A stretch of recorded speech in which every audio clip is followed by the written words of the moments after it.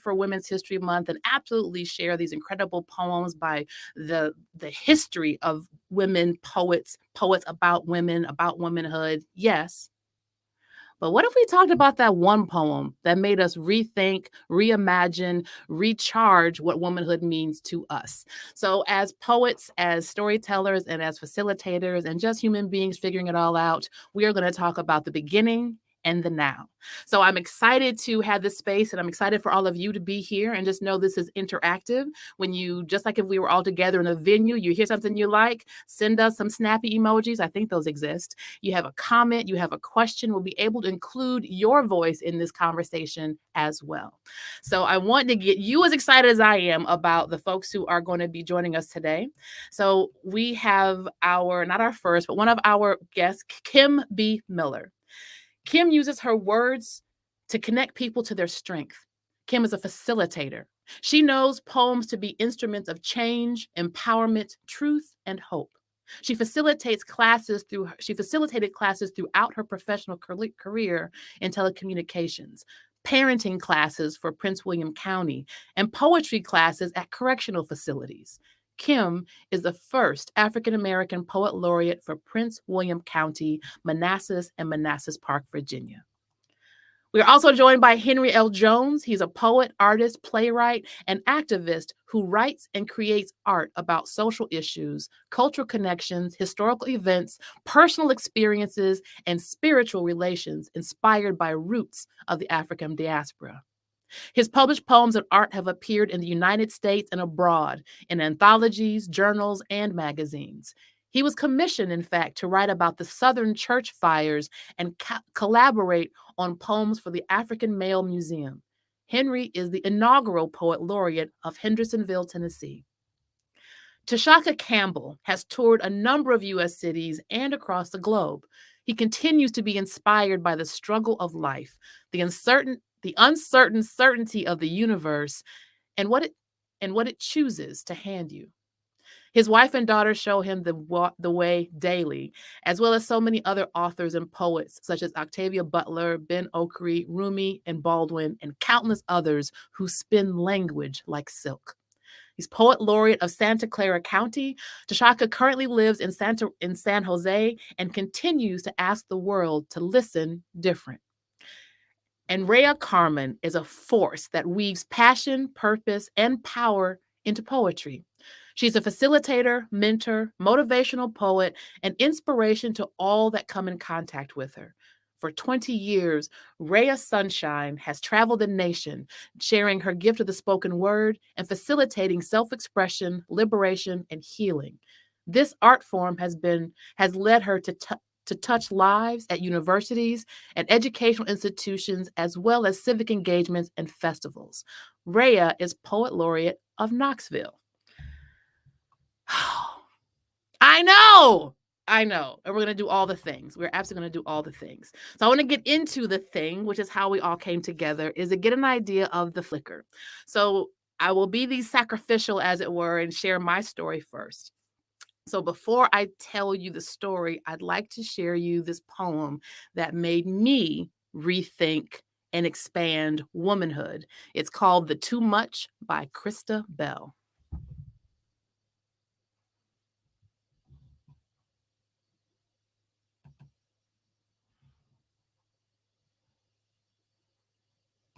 So this next piece is actually going to serve as the verbal sage. The verbal sage. We're going to burn it. That's what I was burning earlier today. Y'all saw me, right? So we're going to use this to just open up the space and clear our minds and let something else good in, all right? Here we go. Y'all know this, I think. I couldn't have been more beautiful than I was last night. I couldn't have been sexier, juicier, or more luscious. My ass couldn't have been bigger or glowed more brightly. My teeth couldn't have been whiter, skin softer, hair shinier. I couldn't have smelled any sweeter, been nicer, skinnier, funnier, or more holy. And still, I was not enough for him. Not enough. My homegirls tell me will never be my issue. They say it's the too much that leaves lovers like me strangled by our own question marks. You see, some women love lightly like whispers wrapped in spun sugar, and these are the ones who make it so hard for the blue black molasses, everlasting taffy kind of love that overwhelms the tongue. They make it hard for those of us who, due to circumstances beyond our control, are destined to always overlove with a vengeance. We are the spell-casting blue magic witches mixing menstrual fluid into barbecue sauce. We will gather your pubic hairs. We'll gather your pubic hairs under the new moon and bottle them in our piss. Our territory is blood and dreams. Past lives in other states over which you have no control. Be warned, you will lose all control. So if you really need to keep it, if you can't keep it real, if intensity and complexity, if it just ain't your thing, if you can't handle this truth, then brethren, fuck you. Because in this house of worship, there is no room for emotions that judge and demand regret for our pleasure. If 48 hours later was too soon for you to be in my mouth, you shouldn't have been there. But don't you tell me it's my fault. Every way I am is divine, and I won't feel guilty. I just won't be ashamed, and I will not hide this story. My craft, it obligates me to tell the truth. And brothers, y'all need to know, if too much sugar makes you sick, spoils your appetite for even the smell of dinner, there are certain flavors of women you should not consume, because tasting even a little bit of what you know you can't swallow is just disrespectful. Amen.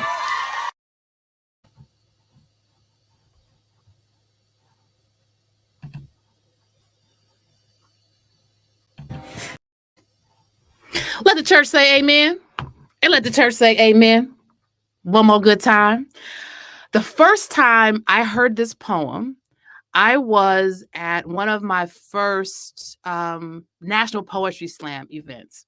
So one, I'm new to Poetry Slam and the national network. And second, I think I may have heard Krista perform before, but this was also, I think it was the individual final. So all of the electricity was high in the room. And this poem blew me away. It felt like Roberta Flack strumming playing with my fingers, singing my life with her poem. And I had this space of feeling so seen and heard and realizing it ain't me.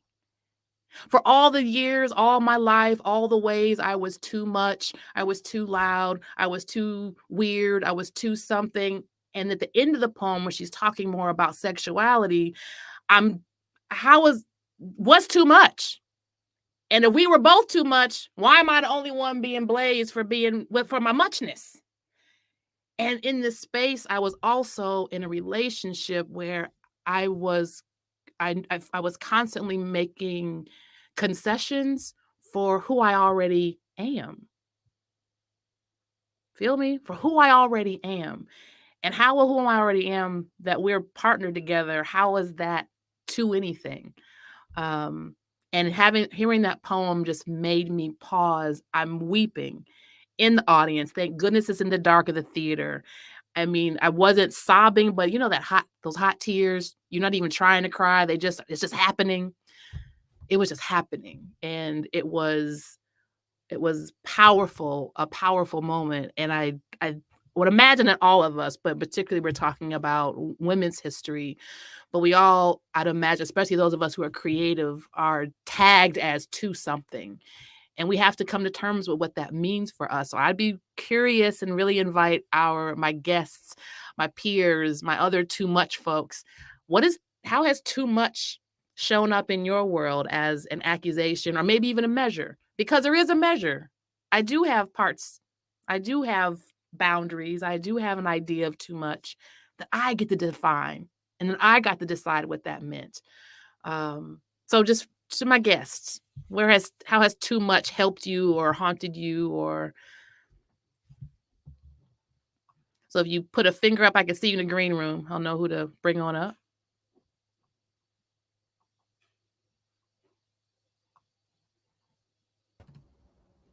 Hi.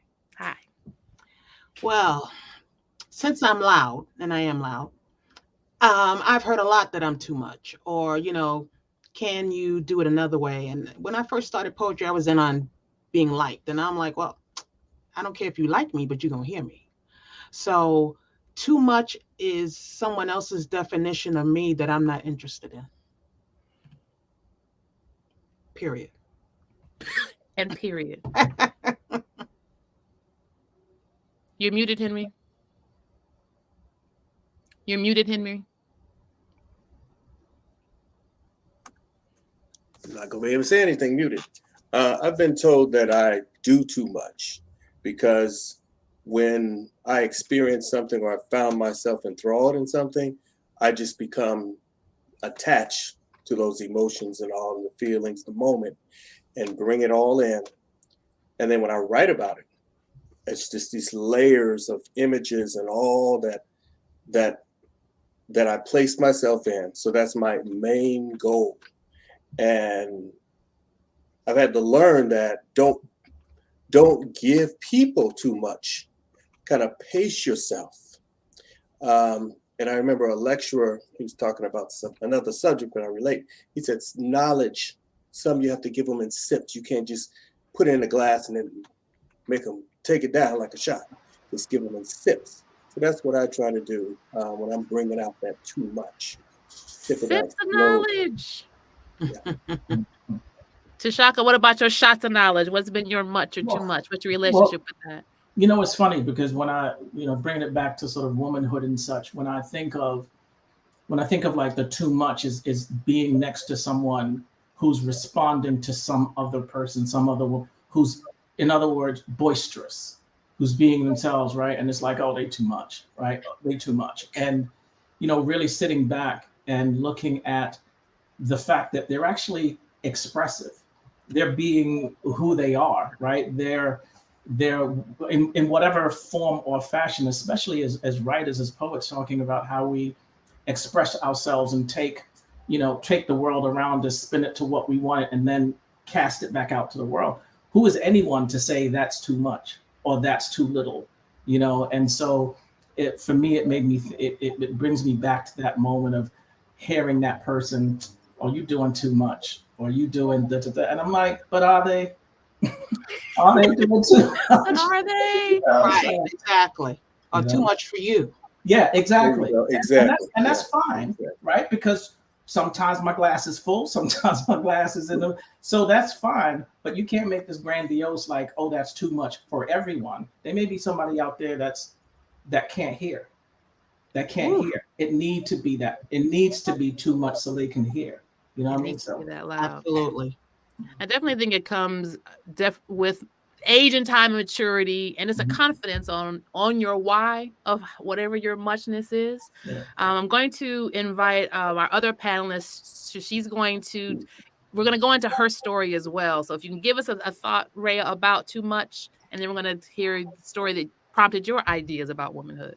Absolutely. I just want to bounce off of Tshaka and say that if I'm too much for you, then I'm not for you at all. Like I'm not the right person. I'm not too much for that person. So my husband doesn't ever tell me I'm too much. And all the people before him who said I was, they weren't the right person anyways. So if I'm too much for you, then you weren't meant to be in my life in that capacity anyways. That's been my editing process, but it took us a while to get there. I don't know you. It definitely took me a while to get there. So I am going to play a poem that Miss Rhea shared with us, and we're going to hear what you have to say about this. Let me get myself together here. Boom.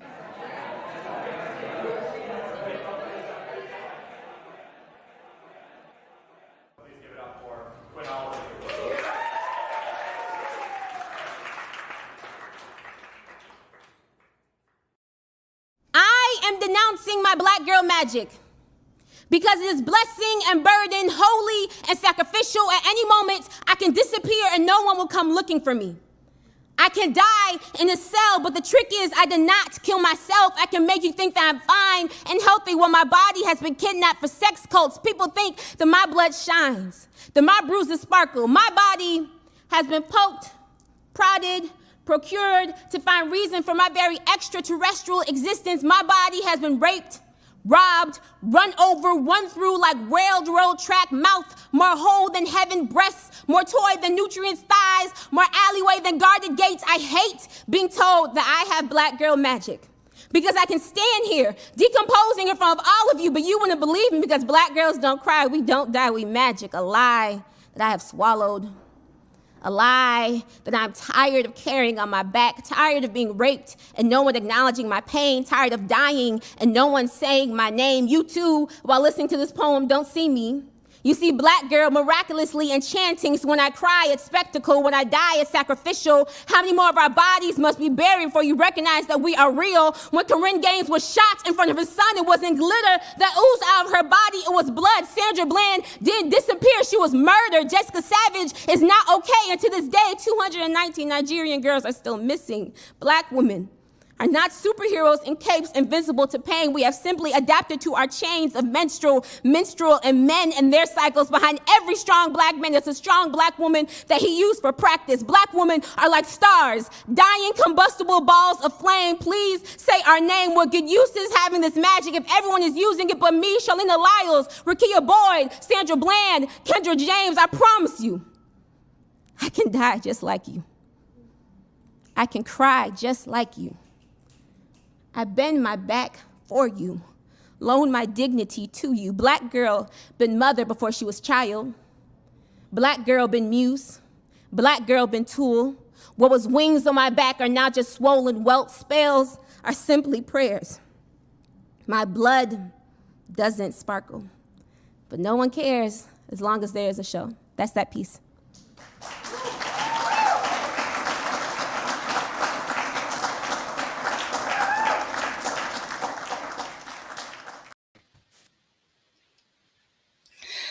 So yeah, that's that piece. Man, so I run online events all the time and had never really even heard a poem by that young lady until she showed up at an online poetry slam, and she performed that piece, and it made me totally re-examine what is black girl magic, and do I really want somebody to refer to me as magic anymore? Nothing I do is happenstance. And so that's why that piece just really hit me, and it became a flicker that has just prompted me to write in a from a more honest position about exactly who I am as an individual. So that leads me to want to hear from everybody else just about the topic of the invisible black woman, or the magic black woman, and how does that make you feel as women, and how does that make you feel as people who interact with what it's called, this look, magic. I put that in quotes. Ooh, you done stepped right into my territory. Come on, Kim. Come on. I have a whole poem on this that's going to be coming up after. And I have talked about this, and people have, I've talked to women about this. And the thing I don't like is that it was used to be a compliment, but now it's used to diminish our accomplishments. Yes. Like, I didn't study 4 years, stay up to 2 a.m. and you go, black girl magic. Okay, and you're going to step away. Magic wasn't up with me at 2 a.m. I was up at 2 a.m. Okay? Magic didn't help me with this quiz. I had to study to do this quiz. That's right. So it's being turned, and I don't want the people who use it the right way to take this negatively, but it's being turned to negate accomplishments. I sit right in the middle with this one because it feels good. Right, black girl magic, that feels good. And to Kim's point, you've heard it tossed in a way where it also covers, it becomes a blanket, easy placeholder for so many other compliments or even critiques that could be shared. And I put it in the same folder when Ileana Van Zant first came out. I remember just having this feeling, oh, you're just going to put notes on your Post-it note, on your mirror. You're going to write affirmations that you don't believe. You're going to give yourself these beauty power words that you don't act on. So this is a gesture to say that you're doing it, but not to make an impact. So the idea of Black girl magic and how and when it gets tossed did start to feel like that. But at its root, it's the Black girl part. So it's almost redundant. It's magic, magic. We're saying the same thing. It's magic, magic. I like that. I wish they changed it to Black excellence as opposed to magic, because when I speak to kids who don't feel like they have the magic, they kind of figure out, well, what happened to me? So it's not that the statement in its entirety is negative. It's just that I think the usage of it and how it's adapted by different people has turned a corner that we have to recognize. Well, we used to say Black excellence, you know, around February, they kind of showcase all of these Black achievements and things. And I think that statement just was a slogan, you know, as we said, just to kind of get you happy and make you feel good and all. A slogan that seemed to join women, saying, yeah, we did it again type thing. But we have 3 daughters, and I know my youngest, she does not like that statement. And I mean, I agree, because as Kim said, you know, you were there studying and all, there was nothing magical. You just snap fingers and didn't have to open a book. And, you know, please, I wish it was that easy. But we have to, definitely, males and females, say, look, do that work. Achieve what you need to achieve. It ain't nothing magical. Yeah.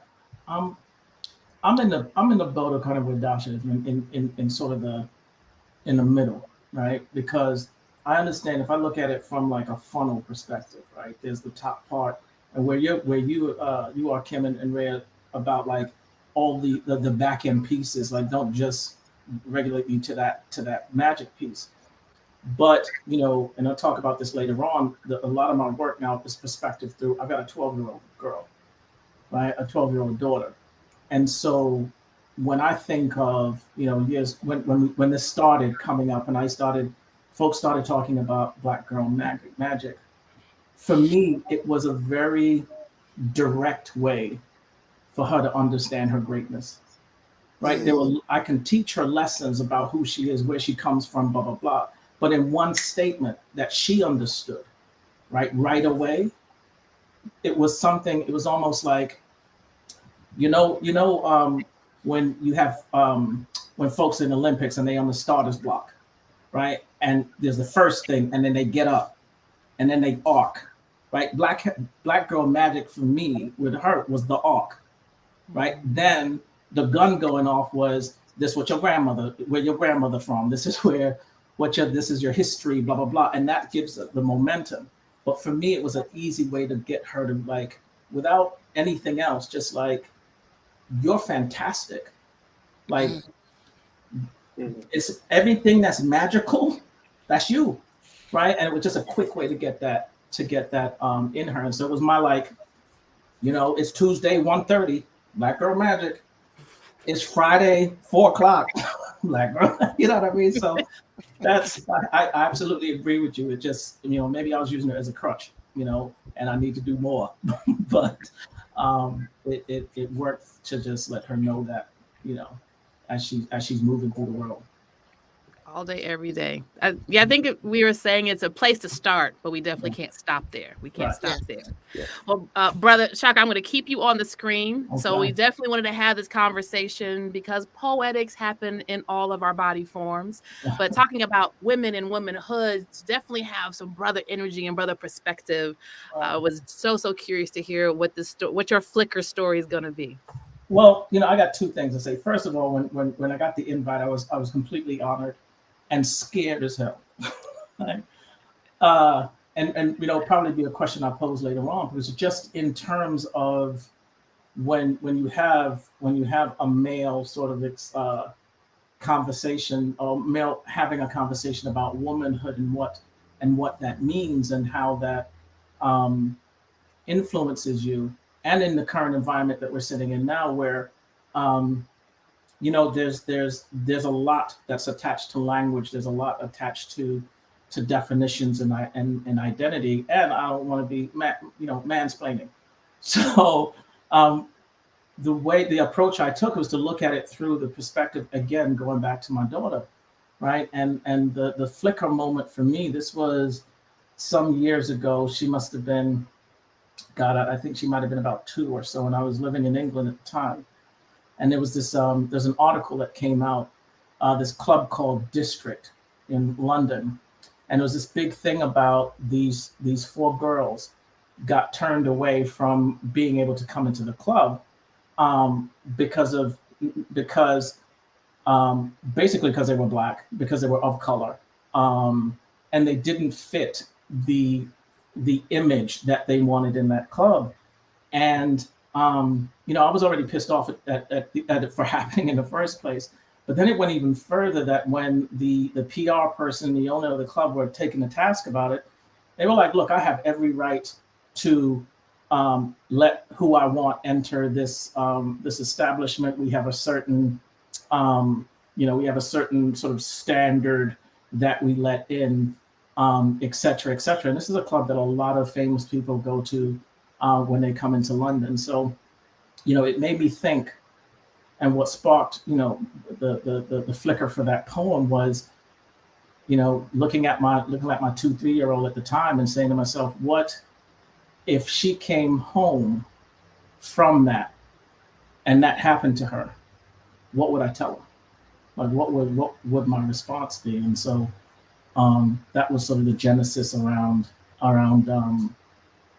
what drove me to look at not only that situation, but just kind of womanhood as a whole, and how spaces are created and or not created, and dictated for the sort of the lanes that they can go into, or that are allowed to. And so that's something that I've just been sort of analyzing and working through my poetry through the lens of my daughter, because I get scared to talk about it other ways, because I just, it's the reality, and maybe that's the question, right? It's about getting called out for it.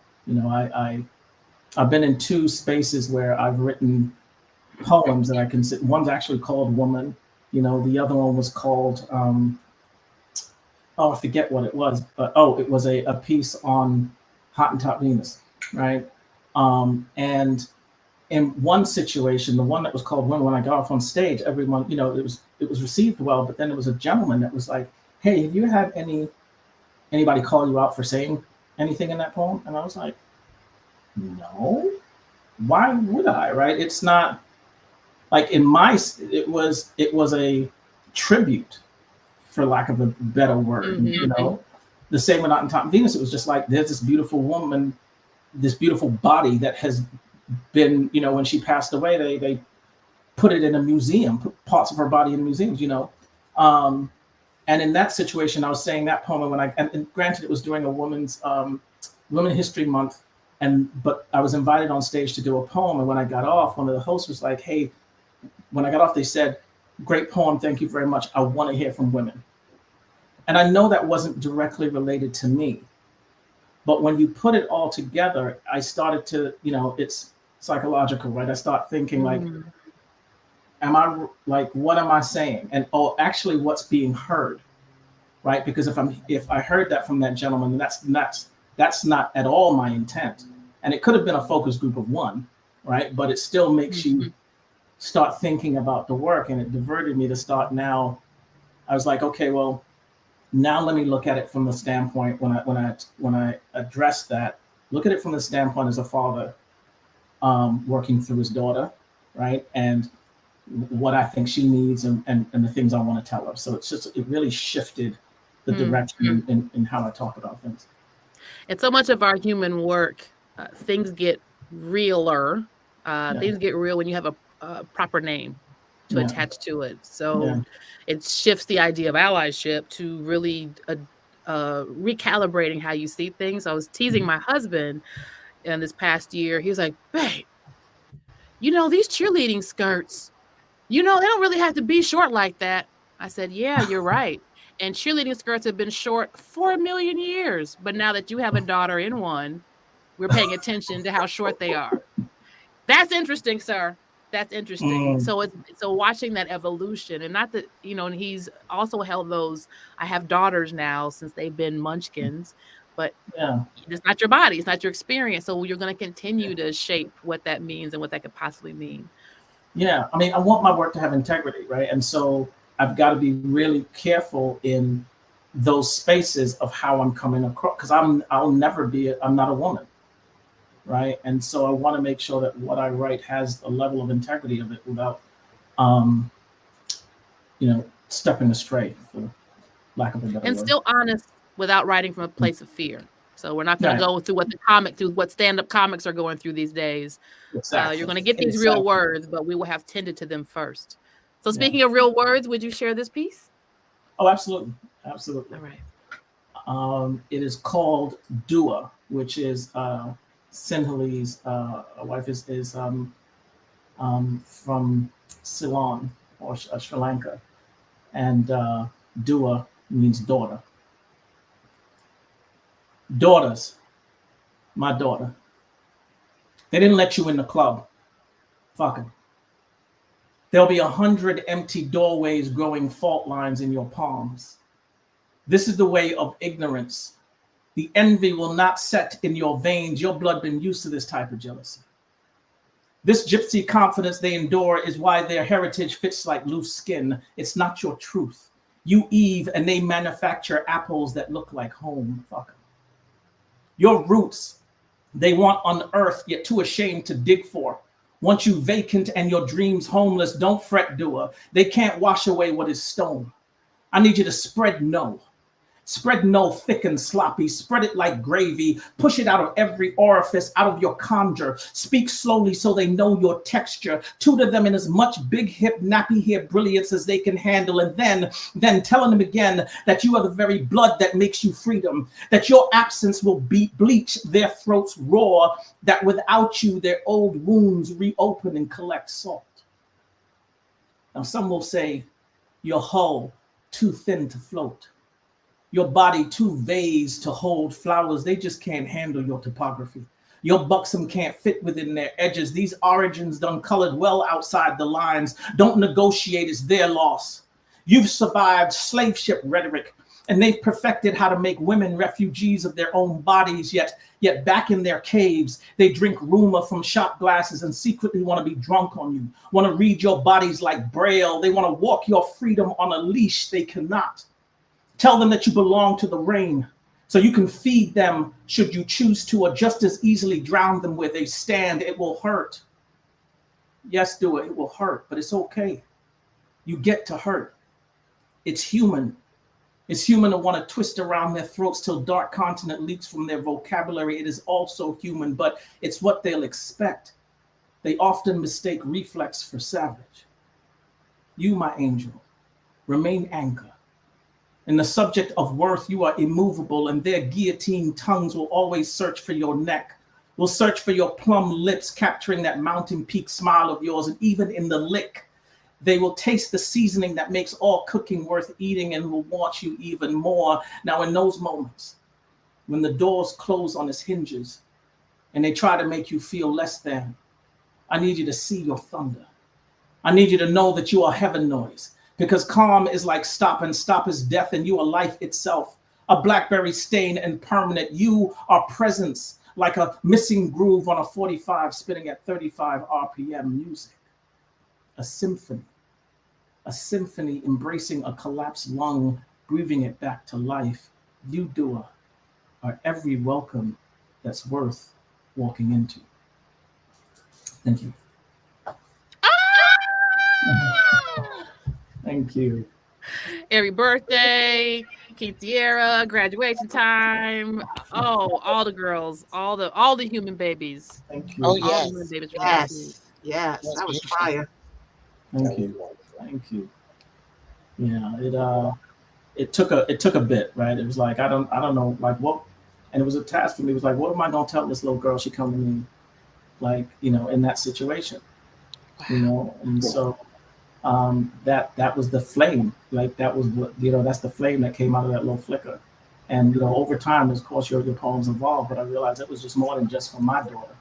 That was daughters, right? That's what daughters. Yes. So, Yes. Yes, yeah, yeah. Wow. that was marvelous. Oh, thank you, thank you. But yeah, I mean, I'd love to pose that question just to the rest of the rest of the panel here. Is just, you know, uh, walking. When there's one thing of like talking about this stuff in your space, but then trying to create this almost this like protective shield of words, for your loved ones. Like I'd love to know like the process, what things you think about when you're doing that, or if that's something you can think about.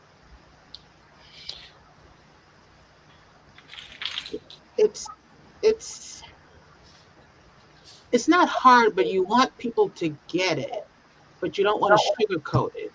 Mm.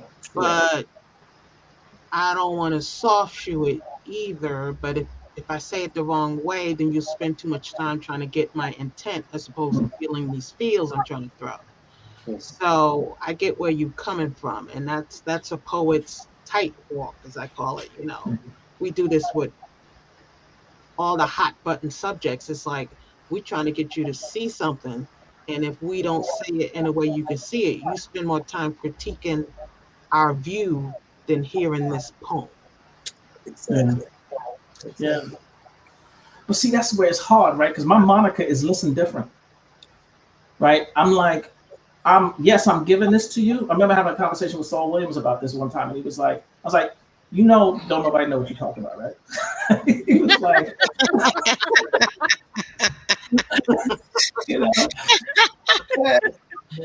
was like, I have to have faith. They gonna find it. They're gonna find their way. You know what I mean? And so, and that's what I mean when I say listen different. Like, yes, there's our responsibility, but then, like, y'all gotta work too. You gotta come to this space and listen different. But I get you, because it is that tightrope, right? It's like, is it a waste if you don't hear anything I said and you worried about this little part? Right. Right. Absolutely. Yeah. Feel that? I don't know who else out there believe in house music. I mean, like, believe. Liking it is one thing. Do you believe in house music? Okay, you gotta live it. So, You gotta believe it. Tshaka has put this poem to house music. Okay. Do it. So we're They gonna didn't let you in the club. play a little music to Fuck 'em. put a little vibe in space. There'll be And 100 with these empty multiple doorways. disciplines, Mhm. Henry's also a musician and a playwright and a visual artist. So we're gonna take a quick shift, and I'll play some more of this before we get out of here. But just want to let you know that we're doing all the things with all the words these poets are.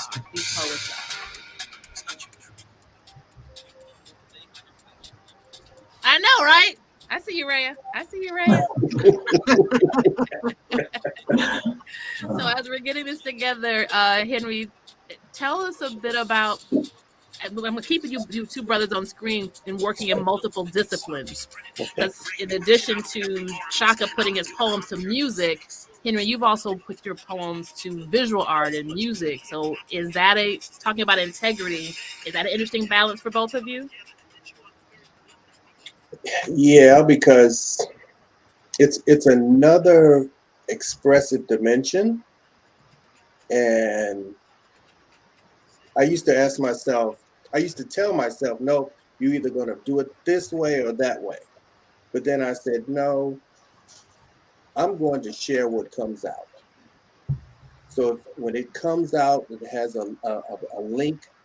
Those two things bridge it. I don't think by adding something or collaborating with different forms of expression means that that individually that expression is not sufficient. I think it's almost like fingers on the hand. One finger can do something, but you can bring other things together and do more, grasp things versus point and draw and so forth. So that's why I bring the expression. I agree. I mean, I think it's all disciplines. It's all artistic discipline. But when it comes to poetry and music, there's no difference, right? It stems from vibration. It's vibration, it's sound, right? And it's being released and then accepted. So for me, their poetry and music are in the same sort of on the same plane. And as you know, what's the universal language is music, right? So it's like folks can get into the music, the beat, the rhythm, and work their way. I mean, that with that song, particularly when it was released, I then started getting a number of messages asking for the lyrics, right? And I don't know that it would have happened the other way around with the people that were asking for it. You know what I mean? So it's like what I think it was Kim that talked about, like, how bringing your work to a way where people can hear it, and in that sense, sometimes people can hear it through music, and then come back to the word. You know what I mean? Most excellent, most excellent. Thank you, thank you, thank you. I'm going to have you sit in the green room, enjoy the snacks, Tshaka. Henry. Yes. I love that idea that you've got one finger. So we've got 10 possibilities of things that we can braid together. And like you said, however this expression comes out, trust that this is the way that it's supposed to come out. I remember at one point having these scribbles that felt like poems that weren't going anywhere, and then realized that they were monologues. So giving ourselves permission to then turn into, and now I do polymer clay, and not to limit ourselves to what creating has to look like. And also everything that we create doesn't have to be commercial. So that makes it even more freeing to just get things out a bit. So can you tell us a little bit about your creation and this flicker? The music of whiskey, cigarettes, and bullets. I know other poets and their work. That particular poem was inspired from something that it stumped me, because I heard on Facebook that my godmother died. And it was kind of odd, because when I clicked on the link that one of my cousins posted, that link took me to a website where all these different pop-up windows, and I was like, oh my God, they got me. They got me, And I didn't think it was real, because it was that link, my cousin, few curse words in there, and who I hadn't heard from in a very long time. So, and the name was legit, Gloria Jean. So, but the thing of it is, these were people that were on my Facebook page. So if someone wanted to create this this link to bring in viruses or whatever, boom, they got me. And that's the first thing that hit me, because I've been to news channels and I looked at the link. I'm like, I'm not familiar. And this is in Dallas. So I'm not familiar with Dallas televisions, news stations, and different papers and so forth. But I just saw all these different pop-ups coming, and I was like, oh my God, they got me. Well, I called my cousin, and it was true. My godmother was a woman that my mother knew since she was either 3 or 5 years old, most of their life. My mother lost a sister, and they called her Tippy, and she died when she was 6. So Gloria, my mother, and Tippy, they at one point, because I have pictures, they played together, they knew each other. My mother took it really hard, but Gloria had been with my mother all her life. I've dealt with gun violence. I've been shot at. I've been helping people. I helped some people dealing with not to be shot. And but this was the first time that here I was, instead of looking at the news or hearing the news about gun violence, I had this direct connection. And I think most creative people have this empathy. So when you hear or see something, you respond, you connect, you find a place, and then you find an expression. And I became stunned. I became numb. And what helped me after thinking many, many, many hours about it, was to write about it. And a friend of mine, Amy Hoskin, she came up with this program dealing with gun violence because of all the school shootings and things. And she announced that, say, I want you to come on board and share some thoughts. And you know how things just happen, the right place and the right people come. And then I had that poem. And every time I recited it, and every time I looked over it to make sure the images of what I remember and what I felt, I was seeing her. I was seeing Gloria. I was hearing her voice because we hadn't talked in a long time. And that was the one poem that it brought me to tears. I read it one place in public, and we mentioned about the tears flowing, and there I was, just flowing. And it's difficult. It was difficult for me to write. It was needed for me to write because that is still an issue that goes on in our communities. We talk about realism. Gloria had a hard life. When I was growing up, I just knew her as Aunt Gloria. Wonderful person, played the piano, all these things. Became an adult, I kind of learned her hard life and what she went through. But out of all of the difficulties and the challenges she did, she overcame those. She got her life together. My mother passed in 92. Aunt Gloria was there. You know, I can think back different moments, and we speak of certain words and things. She was one of those figures in my life, would tell me these phrases and things. And she's a musician, so I think we click with that in that way many times in terms of understanding creativity. So I felt this hole. I had to fill that hole. I had to reconnect. And I felt her presence when I wrote that poem. And I feel like it added some closure. And it was a very painful piece to write, but I've reached people. I've reached people with it. Absolutely. That's what's important. I like to tell my classes, and that's from little people to not so little people, that every time they share a piece, there's someone who needed to hear it. They either needed to hear that topic, or they needed to hear it from someone that looked like them, or they needed to hear that this wordplay is possible. 1,000 different reasons, but it's never for nothing. And secondly, we do this for us too, right? So as skilled as we are, and there's it's a business, it's a practice, and it's also a salve in a direct way for us. So I appreciate you sharing that story. And if you would be willing to share what you can make through, and don't get me wrong, I got tissue right here. If we need to weep it out together, I'm here for you. But if you wouldn't mind sharing the piece with us. Oh, I thought I was going to share the video. That's why I sent the video. We can play the video. I'd rather see you do it. Okay. Well, I have to look up the poem. Oh, that's not one of the poems that I've memorized. It really isn't. Just 1 second. We can fix all of this. So we're going to do this. I'm going to pull the piece up. Okay. And while I pull it up for you, we're going to go back to this jam. All right.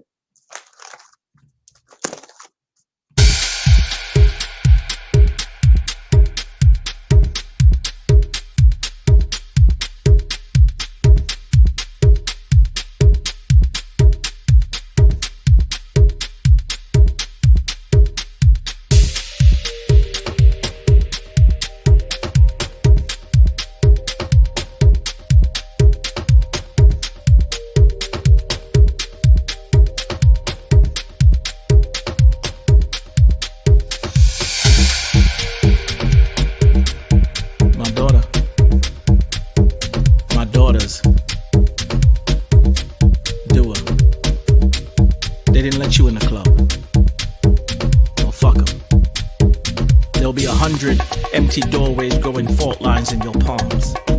This is the way of ignorance. The envy will not set in your veins. Your blood been used to this type of jealousy. This gypsy confidence they endure is why their heritage fits like this. It's not your truth. You Eve and they manufacture apples that look like home. Fuck 'em.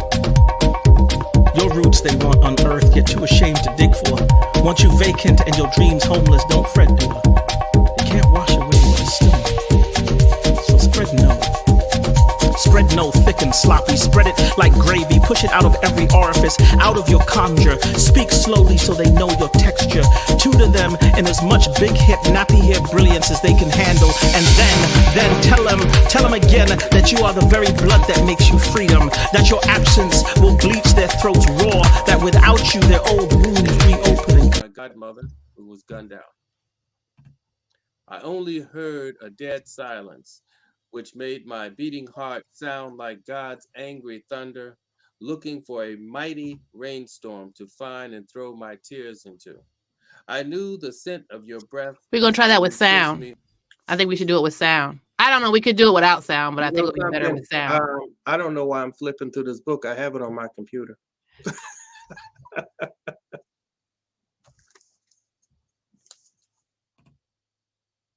That's that look like where your homework.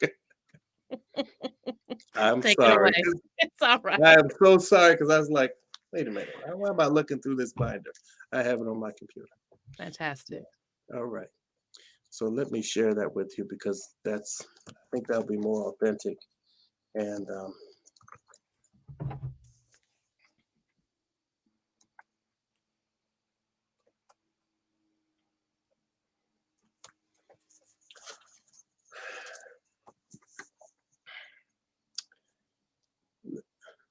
the music of whiskey, cigarettes, and bullets,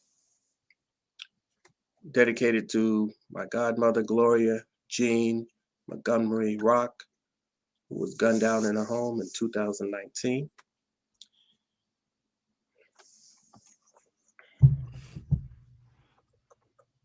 I only heard a deep silence which made my beating heart sound like God's angry thunder, looking for a mighty rainstorm to find and throw my tears into. I knew the scent of your breath when you kissed me hello, the smell of whiskey and cigarettes, beige teeth grinning with jokes, just to see a smile on my face.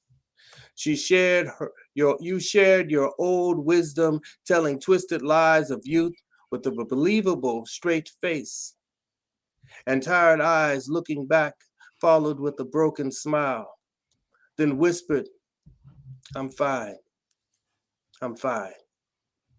Got my prayers and gospel music, can play and sing at my piano. Ashes cover ebony and ivory keys with the line stray butts on the lid. Tease because you were black enough to cuddle in your own shadow and hide.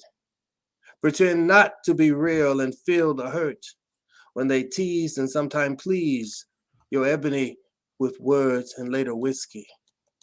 Drunken days wanting company. No one comes to listen anymore. Wrapped in an old quilt for comfort. Fabric wings were sewn with love, lost in the pattern of loneliness. Thinking about the many days circling with laughter and sorrow, stitch after stitch until done right. She still hears the voices, that spot of blood in the middle marked where a new baby was born, clinging. And of course, clinging with those baby fingers, don't you dare wash this quilt. She can still hear the mother's cries as the baby screams, covered and cradled in the colors, chilly bones felt in the dry marrow, gets up to sip some whiskey to warm her bones. Though forever flew like coldness away, sits at her piano to wait for the music. Damn thing's just too old to play. But enough cigarettes and whiskey make the tuning sound just right. Pretends the strings don't hurt ears as the music creates a deep trance. Her music, a balm of Gilead, made souls rise in Sunday service, heat waves, no one seems to mind much. Played gospel or spirituals to break chains, make people stop feeling broken inside. Ladies fanning together non stop. Strong women creating a gentle breeze, moving a Viking ship down the Jordan, wanting the doors of the church to open to be saved from this brimstone's glow. Her fingers got tired of playing, just waiting to go home and then eat. Enjoy the breeze of that big box fan which drips water in a yellow bucket. The dog slurps like crazy from all day. Later, the mutt itches and shakes at night. She looked and laughed at him, her familiar alcohol withdrawal days. When she screamed so loud, her song notes were frightened of her, but were protected by staffs and pauses. Until one day, they heard strange sounds, sonic booms inside the cloudless house. Gunshots flew inside on heated winds, bullets and blood splattered forensic art, drifting smoke above her fallen body. I only heard a dead silence, which made my beating heart sound like God's angry thunder, looking for a mighty rainstorm to throw my tears into.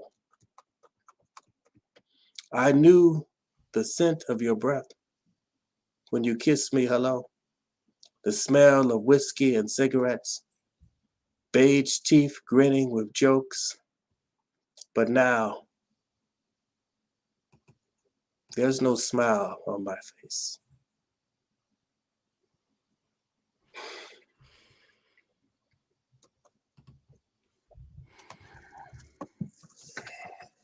I'm taking my breath in. I invite all of you to do the same. Henry, thank you for sharing that.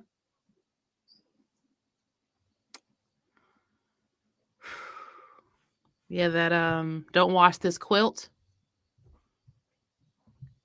It just does as one as a writer to writer how powerful and poignant that image is. As a human who's also recovered from loss, aren't we always recovering from loss? These things that we hold on to, as gruesome as they are, connect us to a story. So I can feel the love and the loss in that, and it's a gift that you shared it with us. How are we doing, poets? I know. Yeah. It's memories. It's memories you can smell on words. There's a workshop I used to do with my students called That Poem. And we're just going to take them through this idea generation and, a bunch of lists. And then boom, hey, this random exercise on this piece of paper is at least one poem that you need to write. You don't want to write it, but it needs you to write it. So this definitely falls into that poem. Do you have, and not to necessarily make it confessional, but that poem that you're still working on, my peers, that you haven't gotten to or not quite out yet? Yeah. Oh, absolutely. There's two poems that I will never do in public. So absolutely. But you've written them already. They're written in my head. I won't put them on paper either. Wow. I will not. Staying away from the page. Yes. Wow. I will never put it on paper. Absolutely never. The piece that I'm sharing later on tonight is one that was in my head for so many years. And it came out just finally. I couldn't hold it any longer, Mm-hmm. Well, this is a perfect time. Later on tonight is right now. What? Is it for real? It's for real. Can I just say, yes, can I just say again, thank you, Henry, for letting us be in that space with you. Yes. Even within it, the artwork that you put, and I remember there's a forensic art, right, that you said that alone, sent a whole picture into my head. So again, thank you for sharing that. Thank you also for putting yourself in that, just wanted to say that. Thank you. Yes, yes, yes. Thank you, thank you, thank you, thank you, thank you. All right, Rhea. We're all in our fields right now. I don't know that this is going to keep you in your feels, but Okay. it was something that I needed to say, and that I had realized about myself. Like I said earlier, just learning to be honest and appreciate those things about myself that I at times had hidden away, and it came out um, when I started writing this poem. So there are a few things that are obvious from a first glance at me. The most obvious is that I am black, and I suppose you could stop there. You could allow that to put a wall between you and I, or you could see it as an immediate connect with me, whichever you choose. I fear you will have only scratched the surface of my essence. What will you do after the black? After you have judged whether I match or clash your perception? Following that initial reaction, will you care to know my story? Because you can't know immediately that I identify as heterosexual. You can't know that I'm married with children, that I wish daily that my children could meet the man that raised me and climb into his lap to call him Pops. That my mother speaks to me every time I cross her mind because her spirit is connected to me and she is my first hero. There is no way for you to know that I see the world in poetry and numbers because they are real and tangible. I express my love in one of these two ways to every person in my life. What will you miss if you never make it past the black? How many hugs that can change your day or mood will you miss out on? How much inspiration and strength will you fail to ever see? How many problems will you never solve? How much understanding will you miss? How much love? If you only see me as a comrade or foe, have you truly looked? I am broken by the people that spread hatred through their gaze, judging, pulling triggers, closing doors, forgetting to see human before difference, spreading lies and division without first thinking golden, finding reasons to remove a story by only looking skin deep. Religion deep, party deep, sexuality deep, paycheck deep, for whatever you have chosen your black to be, what will it take for you to see after it? To see one another as humanity, to know that somebody has loved or been loved by another, looked up at the same sky and seen the same sun, gazed into the night and shared the same stars, closed their eyes to sleep or die and met the same darkness. We are all looking for the light, looking through mirrors to see ourselves as more than a list of black that somebody may not accept. I learned to love myself. My dark skin and coiled hair, I find power in its energy. I don't always fit in where it seems I should. I keep quiet on issues until I can write about them. I struggle to let people in to love me, but I give love freely, trusting that I will never run out of love for myself. I fight my body against its attempts to break down daily. I am a survivor of more than this blackness. My father taught me that I was black and beautiful, making sure that I understood there is more after the black beauty deeper than this melanin. I will never allow myself to just stop there or even see it as a weakness or flaw. It is me as much as my quirky personality and a belief in a God without limitations. It is the understanding that I am made in that image and I have no limitations. I am creation made perfect just the way I am. So I embrace the flaws and imperfections, my hard days and my glorious transitions. There is nothing wrong with any part of who I am. Every attribute is marked with a part of what exists. I am beautiful beyond the black. I am Mother Earth with treasures in my words, giving birth to lightning, oceans, and fire. There is prophecy in my gardens. My father named me Rhea, calling me to motherhood. And I am more than that initial glance. But you will never know until you see me after the black. Wow. Woo. You you did that. Thank you. I mean, that just there's nothing you didn't cover. It was just like I'm more than my skin. I'm more than this color. I'm a complete person. Don't try to put me in your little box. Yeah, it's just like I grew up in a very kind of different situation than a lot of the Black people that I had encountered in life, and my experiences led me to write this, and I kind of kept all of that bottled up inside, and I finally let it all out, and think that that's what starts to happen. I think the first couple of times I read this poem out loud, I cried when I got to the end because I just had those self realizations like, this is me, and I am so much more than this, and I am powerful.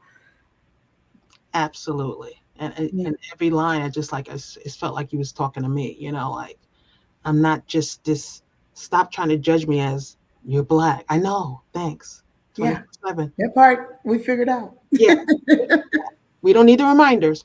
So, but what do you see outside of that? We're bigger, not bigger than, but there's more to us than our skin color. Mm-hmm.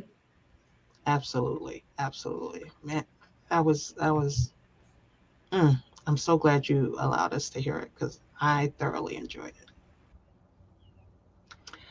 So I'm going to do my poem. And it's funny because the poem she chose was kind of on the same subject of a poem I wrote. So here we go. And the name of the poem is Not Magic. I hate the term Black girl magic. Now, before you roll your eyes, try to see through mine. Magic is a trick, it's a show, it's not permanent. So when the show is over, so is the magic. I don't want sisters to perform anymore. While others are pulling a rabbit out of their hat, we're pulling out degrees and we're still overlooked. We have busted our behind in every category: education, personal development, spiritual growth, broken stereotypes and watch you build them back.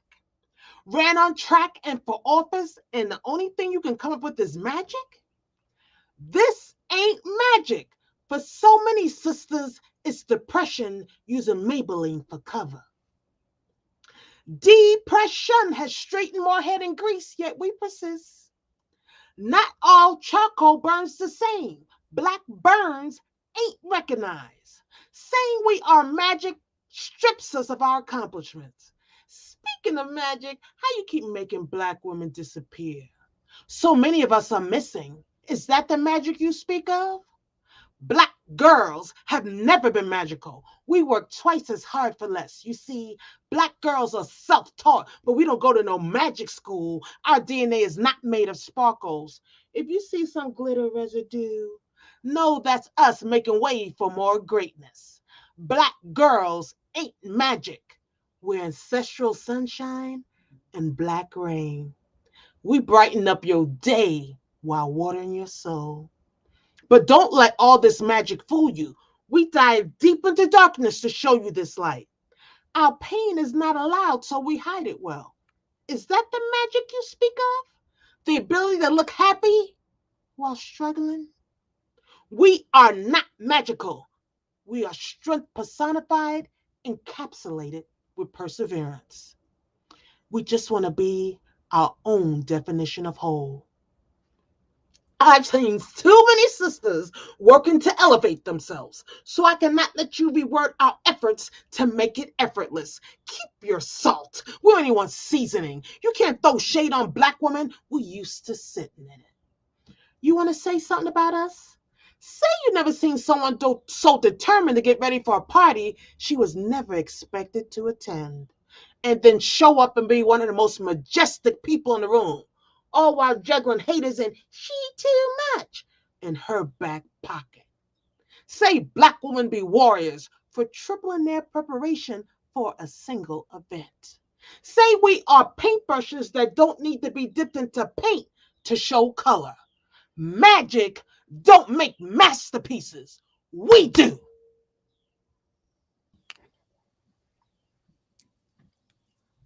Period. Oh, yes. I love the pieces that make you dig in for them because you mean it every time. Yeah, I love it when she hit her chest at the end. It's, we do. We do this. Yes. Come on, Brilliant. Kim. Every Oh my time, every God, time, yes. every time. Thank you. I'm going to invite any random thoughts that you've had clutched into your palms back there in the green room, and also for those of you who are watching again, as you see your comments are joining us on screen, you are also part of this conversation. I'm so grateful to you poets for making time for this. I warned you we would get there. It was going to be a journey, but I love how these unexpected formats have us fall into conversations we wouldn't have been gifted with all the other kind of planning and structure. So if you have any other comments or questions, drop them in the thread. We will put them on the screen and our poets will respond or we'll talk about it a bit more. But I want to kind of give a round robin if there is any a comment you want to share, or if you have a event or something, a plug you want to drop. Start with Kim, since your name is on the screen, we're going to start with you. Okay. Starting Saturday, I'll be at Atlas with a group of poets. Through day 8, we'll be at Atlas Performing Arts Center in DC at 7 p.m. If you're interested, come on by. And of course, stop by my website, kimbmiller.com. That has most of my events because I have quite a few coming up. I'll be going to Pennsylvania in a few weeks because I am also part of an artistic team called K Square. I do the poetry and she does the speed painting. Yes, speed painting. So basically, she paints to my poem. She creates a painting based on my poem. And when the poem is over, so is her painting. That's fly. Thank you. We did something like that one year with the Fifth Woman, and an artist was painting during a show, and it's absolutely amazing how those speed artists do that, and turn out such beautiful visual art to go with your words. For me, I have online events all the time. Check out my website, rheacarmon.com. I also do some motivational speaking. So if you are attached to a school or university and you all want to hear some powerful words that will inspire you to greatness, then hit me up. I'm your girl. But this Sunday, I have an event, the semifinals for the very first inaugural Youth Poet Laureate in Knoxville, Tennessee. So tune in to the Fifth Woman YouTube channel and see what these young people are going to be bringing. Nice. I have 3 featured events. In early April, I'll be featured in the Black Dog Poetry Open Mic. And then in the end of April, the featured artists in the Poetry Corner at the Scared Bennett Center. These, and then there's the Sculpt Open Mic Poetry. All 3 of these are going to be streamed. So I'll make the announcements on YouTube and other social media channels. And 2 of them, well, Poets Corner, they invite a live audience. So, yeah, that'll be my National Poetry Fund.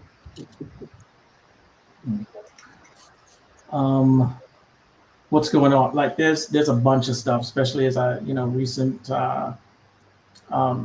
appointment to the role. There's a lot of stuff going on, but I'm really in the basement. I'm trying to put together or put the final touches on on sort of this laureate project that I'm doing in my region. It's 3-part. It's called Bringing the Light, and basically the first part is asking all of youth, from K-12 to submit poetry about their experience over the last 2.5, 3 years, right? The pandemic, everything that's been going on, and to curate that into an anthology. Then the second part of that is it's going in. Part of those poems will be then part of what I'm calling bringing the light. The first one was bringing the light in our words. The second part of it is bringing the light in motion, and it's some of those poems are going to be put on the VTA here, which is like it's like the Valley Transit Authority, right? So the trains that are going through all of these neighborhoods to have these kids, the poems that these kids have written on the train on the inside and out, and just kind of traveling, having their words travel through the county. And then the last part of it is a kind of finale where we're gonna have a light projection on. Hopefully, I'm still working it out. Want to get it on City Hall, so putting it out there in the universe. But literally getting the poems projected on the side of the building, and so that we can, it's accessibility to art, right? To so have people can come by and see it, but it's all centered. Like my two mission statements are, creating an avenue for the youth of the county to be able to talk about what they're going through. And the second part is sort of bringing these disparate communities together under art, right? So stuff going on from a performance perspective, but I'm really in the basement, trying to get some of this stuff done. That's where all the good stuff happens. That's where Indeed. good stuff happens. Indeed. I am also, so as I'm ending my term as the Milwaukee Poet Laureate, and with that I'm partnering with some institutions, and we will also be bringing the Milwaukee Youth Poet Laureate program to the city. So we'll start our pilot will be in the fall. So right now it's working with teachers. Our approach is going to be a curriculum, so it's a class. So we're getting those pieces in place and pulling all the purse strings. And as the state poet laureate, my project has been alignment. Alignment. So Nice. it's taking poetry lines as prompts and inviting people to, of course, whatever the story is that they imagine, write that poem and put it into alignment.org. And then they'll get a poetry match from someone else in the state. It's okay if you're not from Wisconsin, you can participate. From someone else who also wrote to the same prompt. So you have this evergreen experience of meeting neighbors through poems, and most significantly, many of these neighbors are incarcerated writers. Of all the outreach I've done, it's my favorite. So we were working really closely with a number of institutions and reentry programs, so that the folks who are inside, they can handwrite their poems, and we have volunteers that will type them up for them. So everybody's a poem, everybody's a poet, and I'm really excited that we're to see this project get traction. I'm so excited to hear the work that you all are doing, that we were able to share this really authentic time together. Flickering in Flames, talking about the ways that we have evolved and advanced our approach to womanhood. And all of you who are there, I know we're going to want to thank my tech team. Hey, husband, how you doing? For making sure that we were able to get in and out of these screens and work with these gadgets and such. So I'm going to share a piece as well, and we'll come back in just one power word before we go. Cool? Can I mention two other events when Tshaka mentioned art? I separate my art with my poetry in my mind sometimes, but I have an exhibit that'll be up until March the 29th. It's been running since January, and I have 30 paintings and 30 poems. I wrote the poems for each painting after I created them. And also, this is later in June, during Juneteenth. I'm in a play, and I'm doing the set design, but it's about the Fifth Jubilee Singers. It's produced by Dream 7 and Arts, and it's from the perspective of Ella Shepherd. Well, I'm doing the set design, and then I said, wait a minute, I wrote a poem. I'm a fifth graduate. And when I first heard the Jubilee Singers, I was just blown away. I wrote this poem. It was in my first book. I showed it to the director. She loved it. So that poem is now in the play. So I was like, oh, well, yeah, I love that. Because it was like this needed part in terms of the ending and all, bringing it together. So I was really honored that she said yes, and she loved it. Thank you. If you can, in our green room chat, Henry, if you can put the venue, we might be able to find, so we can find a virtual link. Okay. And while he's pulling that together, this is definitely a conversation about womanhood, and it's called And God Said. I knew I was a bona fide mama when I could settle a squirrely child from across the room with an eyebrow arch, piercing eye contact, and one deliberate blink. I called myself a woman once I realized the multiplicity of my thighs. I stopped rummaging around through my insides, splitting skin to certify my sweetness. With forgiveness and remembrance, my finger traces the scar meridian between wielding my currency and yielding, between grasp at eternal sunshine and surrendering dark pockets of moon. I knew my thighs and I were free radicals when I slid them wide at will, We're about to work out. without smudges of guilt or coercing grip. So I we'll laid work- down in beds if I could also afford to make them, after we work smoothing out the we're gonna wrinkles, work- pinning corners, sometimes falling back in the unmade tussle. Last week, my husband named my right thigh Rogue, reckless to my left. In our pajamas, we laughed. He whispers kisses and redemption along the seams between my antiquity and the archetypes this world still needs me to be. I knew I was grown when I released those pinky swear links to Princess Diary dreams never intended for little brown girls like me. I mourned half a lifetime of half-hearted advice about queenly dreams I was supposed to borrow and never own. I folded myself across the ley lines of Black woman, scratched a crown into the air above my head with my index finger. I arranged healing stones along my tongue and pulled out the apologies lodged into my throat. I retold myself to myself, relearning the parts of my story recited all wrong to me in the first place. I knew I was sheer energy when I spoke truth into resistance, fixed my mouth around freedom songs and thrive music, refused the dirty dancing franchise, shoving chocolate babies into corners, into second guessing, into subsisting, into settling for the toxic crumbs of love, into standing at the edges of legacy, waiting to be seen, into existing anywhere beneath my station. Stellar. My native tongue traces a dynasty to Andromeda, to Gaia. I mother the ocean, the wind, and the sky. My words coax light through layered shadows, and I can stir demise in the shallow of my palm. With the flick of my tongue's tip, I script life in cursive multiverse. I knew I was a deity when I saw my breath split across a blade of grass and vibrate out a song. God once said, "Let there be," and I have been manifesting ever since. I have been manifesting ever since. That, ooh, That was good. yes. I love that. Ever Yes. since. Thank you, thank you for being here, for our digital audience for being here. One power word as we close out this space. Kim, give us a power word. Since it is Women's History Month, I'll end with a haiku. Haiku. Short poem, 17 syllables. This is actually Senryu. I don't have time for the full explanation because it takes longer than the poem. Okay. Haiku. Strong women are not unbreakable. We just know you ain't the hammer. Oh. Miss Ray. My word is always going to be inspiration. Thank you. Brother Henry. Reaching.